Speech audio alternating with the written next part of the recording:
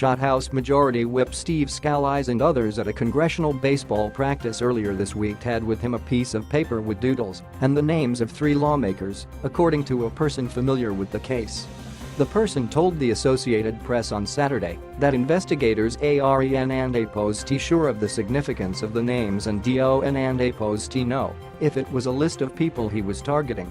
This person was not authorized to speak publicly about the case and spoke on condition of anonymity.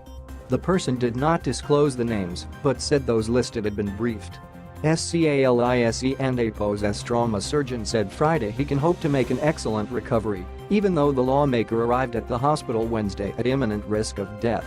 Dr. Jack Sava of MedStar Washington Hospital Center said it and opposed a good possibility that the Louisiana Republican will be able to return to work in his full capacity. Sava declined to put a timeline on when that would happen or when Scalise, 51, would be able to leave the hospital. The doctor described how a bullet from an assault rifle entered Scalise and opposed hip and traversed his pelvis, shattering blood vessels, bones and internal organs along the way.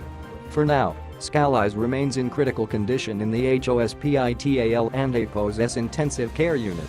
Scalise, the number 3 House Republican, arrived at the hospital via helicopter in shock, with intense internal bleeding, Sava said. Since then, the lawmaker has undergone multiple surgeries and procedures to stop the bleeding and repair bone. He has been sedated but has been brought out of sedation periodically and been able to recognize and communicate with his family, Sava said. Scalise was wounded when a gunman opened fire at a GOP lawmaker baseball practice Wednesday morning. Several other people were also injured in WEDNESDAY and opposed shooting before Scalise and opposed security